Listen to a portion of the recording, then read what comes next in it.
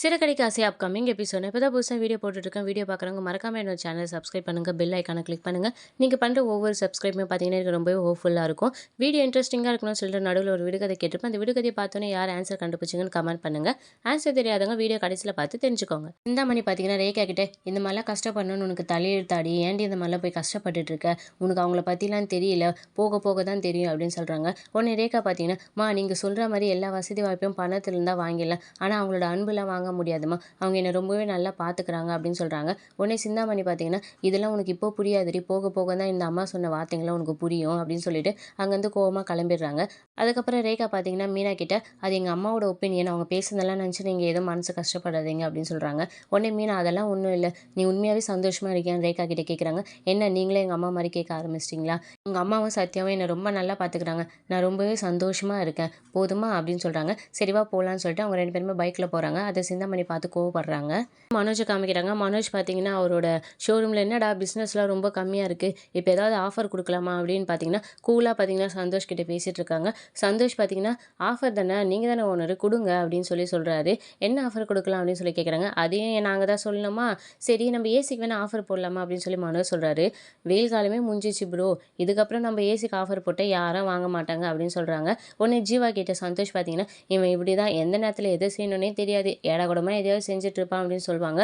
உடனே மனோஜ் பார்த்தீங்கன்னா நான் இந்த ஷோரூமோட ஓனர் ஞாபகம் இருக்குல்ல, இருக்கு சரி வேறு ஏதாவது ஐடியா கொடுங்க அப்படின்னு சொல்லி மனோஜ் கேட்குறாங்க. உடனே ஜீவா பார்த்தீங்கன்னா இந்த வெயில் டைம் போயிட்டு இப்போ மழை காலம் வருது, நிறைய அந்த ஹீட்டர் தான் வாங்குவாங்க இதுக்கப்புறம், அதனால் நம்ம நிறைய ஹீட்டர் தான் சேல் ஆகும், அதனால் ஹீட்டருக்கு என்ன ஆஃபர் போடலாம் அப்படின்னு சொல்கிறாங்க. மனோஜும் பார்த்தீங்கன்னா சரி ஓகே போட்டுடலாம், என்ன ஆஃபர் போடலாம் சொல்லுங்கள் அப்படின்னு சொல்கிறாங்க. திரும்பவும் எங்ககிட்டயே கேட்குறீங்க, நீங்கள் தானே ஓனர், நீங்களே முடிவு பண்ணுங்க அப்படின்னு சொல்லி பேசிட்டு இருக்கும்போது பார்த்தீங்கன்னா விஜயா வராங்க. உடனே ஜீவா பார்த்தீங்கன்னா பாஸ் உங்கள் அம்மா வராங்க அப்படின்னு சொல்கிறாங்க. எங்கள் அம்மாவா, எதுக்கு இப்போ இங்கே வராங்கன்னு தெரியலையே, என்ன பிரச்சனைன்னு தெரியலையேன்னு சொல்லி மனோஜ் முழிக்கிறாரு. உடனே அவங்க அம்மா வந்தோடனே பார்த்தீங்கன்னா சந்தோஷம் ஜீவாவையும் வெட்டி கதை பேசுறதை விட்டுட்டு போய் வேலையை செய்யுங்க அப்படின்னு சொல்லி அமுச்சு வச்சிடுறாங்க. மனோஜ் பார்த்தீங்கன்னா என்னம்மா இவ்வளோ தூரம் அப்படின்னு சொல்லி கேட்குறாங்க. அந்த வக்கீல் அம்மாவை பார்த்துட்டு வந்தேன்டா, அவங்கள பார்த்துட்டு வந்ததுலேருந்தே எனக்கு டென்ஷனாக இருக்குது, என்ன செய்யுது எது செய்யுதுன்னு புரியல அப்படின்னு சொல்கிறாங்க. என்னம்மா சொன்னாங்க வக்கீல் மேடம் அப்படின்னு சொன்னாங்க. இல்லைடா உன் கேஸ் ரொம்ப காம்ப்ளிகேட்டட் ஆயிடுச்சு, இதுக்கப்புறம் உனக்கு டைவர்ஸ் கிடைக்க வருஷக்கணக்கு கூட ஆகலாம், ரோகிணி மட்டும் கோர்ட்டில் போய் இது உன்னோட குழந்தை தான் சொல்லிட்டா நீ அவளுக்கு இழப்பீடுலாம் கொடுக்க வருமாண்டா, அதுவும் இல்லாமல் நீ ஜெயிலுக்குலாம் போக வேண்டியதாக இருக்கும்னு சொல்லி எனக்கு ரொம்பவே பயமுத்துறாங்க. அந்த வக்கீல் மேடமை போய் பார்த்துட்டு வந்ததுலேருந்து எனக்கு ரொம்பவே டென்ஷனாக இருக்குது, எல்லாருமே நீ போய் சொல்கிறேன்னு நினைக்கிறாங்க, உன் மேலே யாருக்குமே நம்பிக்கை இல்லை, நான் திரும்பவும் கேட்குறேன் ஒழுங்கு மரியாதையாக உண்மையை சொல்லிடு, அந்த பார்லர்காரி வயிற்றில் வளர்கிற குழந்தைக்கு நீ அப்பா இல்லைல்ல அப்படின்னு சொல்லி கேட்குறாங்க. உடனே மனோஜ் பார்த்தீங்கன்னா ஆமாம் இல்லைன்ற மாதிரி தலையை பார்த்தீங்கன்னா மாற்றி மாற்றி ஆட்டுறாரு. உடனே விஜயா பார்த்தீங்கன்னா என்னடா மாடு மாதிரி தலையாட்டின்னு இருக்கேன், நான் உங்ககிட்ட என்ன கேட்குறேன், அதுக்கு ஏதாவது ஒழுங்காக பதில் சொல்கிறேன் அப்படின்னு சொல்கிறாங்க. நான் ஒன்றும் இந்த குழந்தைக்கு அப்பா இல்லைம்மா, அவள் ஏதோ கதை விட்டுட்ருக்காம்மா அப்படின்னு சொல்கிறாங்க. இந்த பாரு மனோஜே, என்னை ஏமாத்த தான் நினச்சிக்கிட்டு நீ உன்னையே ஏமாற்றிக்காத, நாளைக்கு ஜெயிலுக்கெலாம் போக வேண்டிய மாதிரி ஆகிடும்டா அப்படின்னு சொல்கிறாங்க. அப்பவும் மனோஜ் பார்த்தீங்கன்னா உண்மையாகவே நான் காரணம் இல்லைம்மா, அவள் சும்மா ஏதோ பொய் சொல்கிறாம்மா அப்படின்னு சொல்கிறாங்க. உடனே விஜயா பார்த்தீங்கன்னா இன்னும் 2-3 மாதத்தில் அவளுக்கு வயிறு வேறு தெரிய ஆரம்பிச்சிடும்டா, அதுக்குள்ளே நம்ம டைவர்ஸ் வாங்கி எப்படியாவது அவளை வெட்டி விட்டுணும், நீ ஒன்று பண்ணு அவகிட்ட போய் பேசு அப்படின்னு சொல்கிறாங்க. நான் என்னம்மா பேசுறது அப்படின்னு சொல்லி கேட்குறாங்க. அவள் உன்னதாண்டா அந்த குழந்தைக்கு அப்பான்னு சொல்கிறா, எந்த காரணத்துக்காக இப்போ அவள் அப்படி சொல்கிறான்னு சொல்லி தெரிஞ்சுக்கோ, அவளுக்கு இன்னும் கொஞ்சம் எக்ஸ்ட்ரா பணம் தரேன்னு சொல்லிட்டு அவளை எப்படியாவது டைவர்ஸ் பேப்பரில் சைன் வாங்குறான்றாங்க. பணத்துக்கு நான் எங்கம்மா போவேன் இன்னும் அப்படின்னு சொல்கிறாங்க. எப்படியாவது ரெடி பண்ணிக்கலாம்டா, முதல்ல அவள் அதுக்கு ஒத்துப்பட்டு வராளான்னு போய் நீ பேசி பாடுற அப்படின்னு சொல்கிறாங்க. உடனே மனோஜ் தயங்குறாங்க. உடனே விஜயா பார்த்தீங்கன்னா நீ பேசலன்னா சொல்லு, நான் போய் பேசுகிறேன் அப்படின்னு சொல்லிட்டு அங்கேருந்து எழுந்து போகிறாங்க. உடனே மனோஜ் பார்த்தீங்கன்னா அம்மா நானே பேசுகிறேம்மா அப்படின்னு சொல்கிறாங்க. சரி சீக்கிரம் பேசிட்டு என்ன முடிவு சொன்னான்னு சொல்லு, நான் கிளம்புறேன் அப்படின்னு சொல்லிட்டு அங்கேருந்து கிளம்பிடுறாங்க. அதுக்கப்புறம் முத்து, மீனா, ஸ்ருதி, ரவியெல்லாம் காமிக்கிறாங்க. ரவி பார்த்தீங்கன்னா என்னங்க ஏதோ விஷயம் கேட்கணும்னு சொன்னீங்க, முத்துக்கிட்ட கேட்டால் என்னன்னே சொல்ல மாட்றான், நீங்கள் வந்து சொல்லுவீங்கன்னு சொல்கிறாங்கன்னு சொல்லி மீனா கிட்ட ரவி கேட்குறாங்க. அப்புறம் மீனா பார்த்தீங்கன்னா அது ஒன்றும் இல்லை ரவி, நான் ஸ்ருதி கிட்ட தான் கொஞ்சம் பேசணும் அப்படின்னு சொல்லிட்டு ஸ்ருதி கிட்ட கேட்குறாங்க.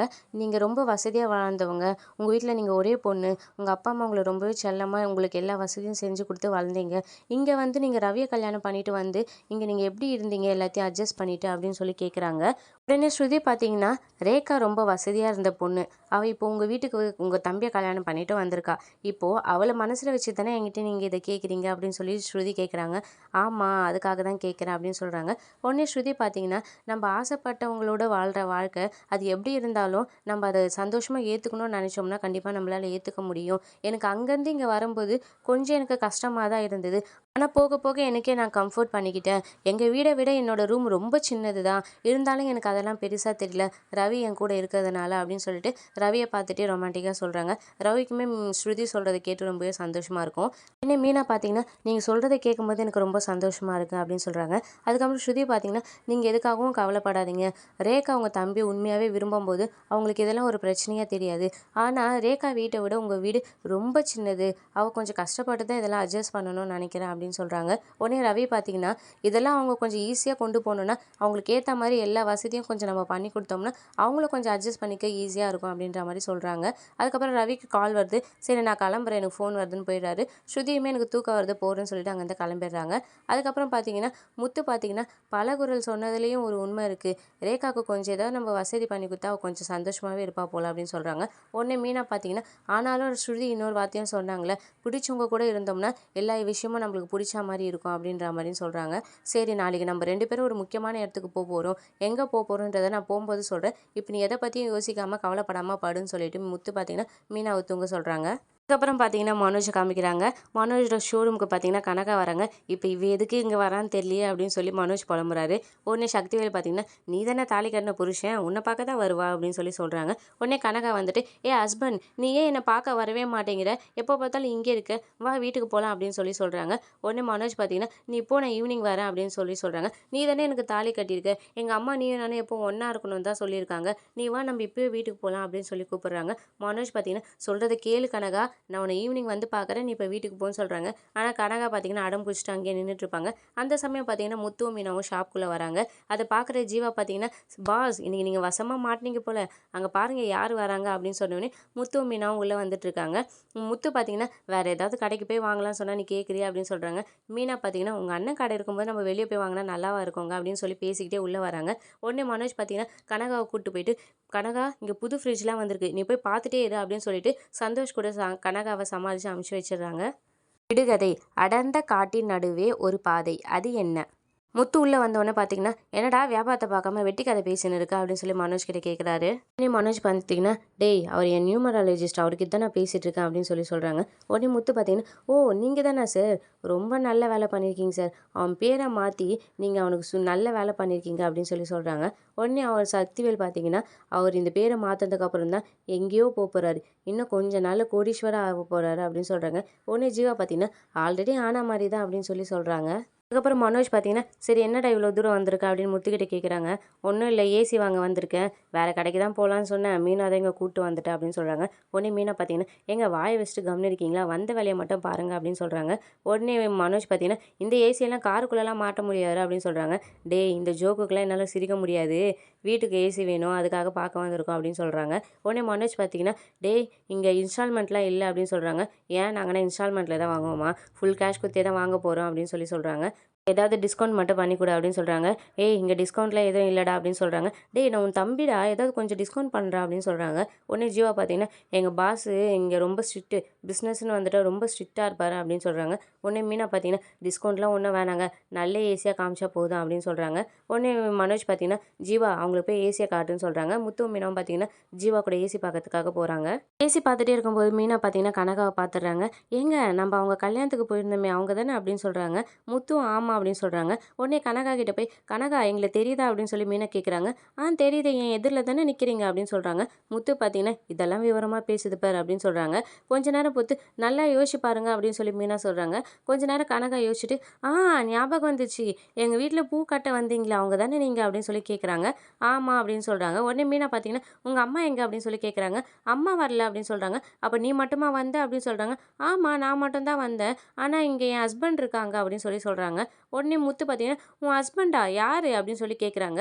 அங்கே நிற்கிற மனோஜை பார்த்தீங்கன்னா கை காமிச்சு இவர் தான் என் ஹஸ்பண்டா அப்படின்னு சொல்லி சொல்கிறாங்க. முத்து பார்த்தீங்கன்னா அவங்கள பார்த்துட்டு கொஞ்சம் ஷாக் ஆகி அப்படியே நிற்கிறாரு. மனோஜ் இப்போ என்ன சொல்லி சமாளிக்க போகிறாருன்னு தெரியல. முத்து பார்த்தீங்கன்னா மனோஜ் கிட்ட வந்து என்னடா அந்த பொண்ணு ஹஸ்பண்டுன்னு கேட்ட உன்னை கை காட்டுதுன்னு சொல்லி கேட்குறாங்க.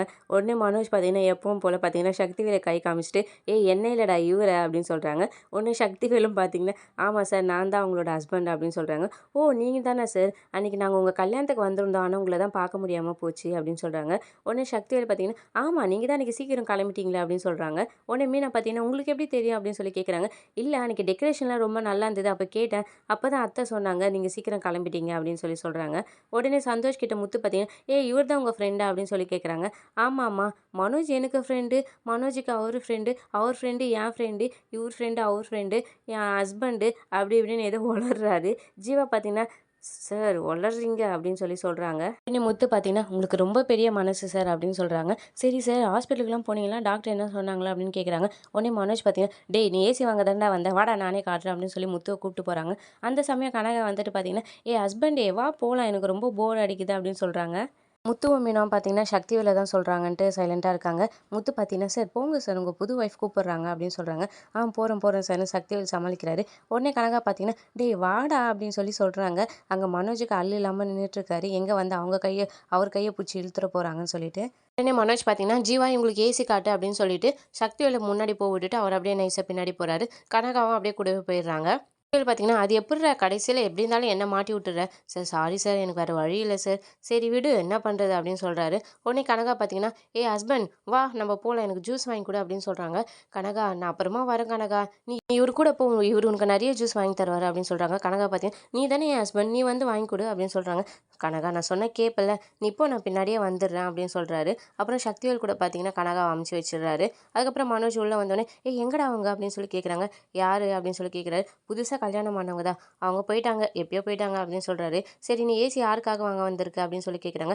"ஏன் யார் என்னன்னு சொன்னால் தான் தருவியா, ஒழுங்காக காட்டுற" அப்படின்னு சொல்லி கேட்குறாரு. சரி மாற்றுறதுக்கு டெக்னீஷியன்லாம் வந்துருவாங்களான்னு கேட்குறாங்க. "அதெல்லாம் ஆள் வந்துருவாங்க, எந்த அட்ரஸ்க்கு அனுப்பணும்னு சொல்லி கேட்குறாங்க. நீ இப்போவே பில்லை போட்டு கொடு, நான் இப்போவே கையோடு எடுத்துகிட்டு போயிடுறேன்" அப்படின்னு சொல்லிட்டு முத்து பார்த்தீங்கன்னா ஏசி வாங்கிட்டு நேராக மீனாவோட வீட்டுக்கு வராரு. மீனோட அவங்க அம்மா பார்த்துட்டு, "என்ன மாப்பிள்ளை இது" அப்படின்னு சொல்லி கேட்குறாங்க. "இருங்க நான் சொல்கிறேன்" அப்படின்னு சொல்லிட்டு கூடவே ஏசி மாட்டுறதுக்கு ஆளும் வந்திருப்பாங்க. "அந்த ரூமில் மாட்டுங்க" அப்படின்னு சொல்கிறாங்க. அதுக்கப்புறம் ரேகா, சத்யாலாம் வராங்க. சத்யா பார்த்தோன்னே கண்டுபிடிச்சிருவாரு. "என்ன மாமா ஏசிலாம்" அப்படின்னு சொல்லி கேட்குறாங்க. "நம்ம வீட்டுக்கு தாண்டா ஏசி மாட்ட போகிறோம்" அப்படின்னு சொல்கிறாங்க. அப்படியே பார்த்தீங்கன்னா இந்த எபிசோட முடிக்கிறாங்க. இனி அடுத்தடுத்து வர விறுவிறுப்புகளும் சுவாரஸ்யங்களும் ஷார்ட் அண்ட் ஸ்வீட்டாக தெரிஞ்சுக்க மறக்காம நம்ம சேனலை சப்ஸ்கிரைப் பண்ணுங்கள், பெல் ஐக்கானை கிளிக் பண்ணுங்கள். விடுகதையின் விடை: தலை வகிடு.